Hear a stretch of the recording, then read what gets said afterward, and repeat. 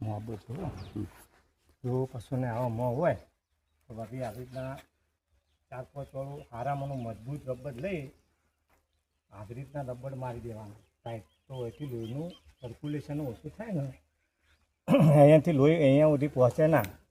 દાબીને રબર મારી દેવાનું, અથવા તો કોઈ બોધી દેવાનો તાર છે, અથવા તો ઘોડીનો પૂછડાનો બાલ છે, અથવા તો પચકા વળગાડવાનો પેલું નહીં આવતી દોરી પતરી, એ બોધી દેવાનું.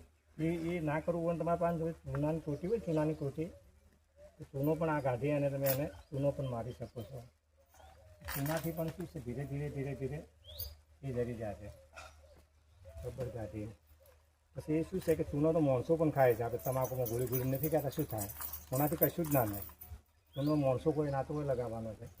આ આમ થોડો છે ને એને વ્યવસ્થિત લગાવી દેવાનો.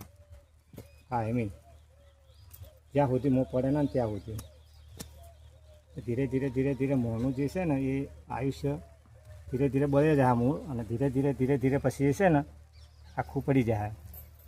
આ તરફ કોઈ પણ જગ્યાએ બીજે પણ મોં હોય તો પણ તમે કોઈ વચળ્યું હોય, કોઈ હોય ગમે તે હોય, મોં થયા હોય તો તમે પણ આવું કરી શકો છો. અને જ્યારે મોં થયા હોય ત્યારે બીજી ગાયને દોતા પહેલાં એના હાથ સાફ કરી નાખવાના, અથવા સાબુથી ધોઈ નાખવાના, અથવા તો સેલ્લે ધોવાનું. બાકી દેશી દવા કરવાથી પણ મોંનું પડી જતા હોય છે.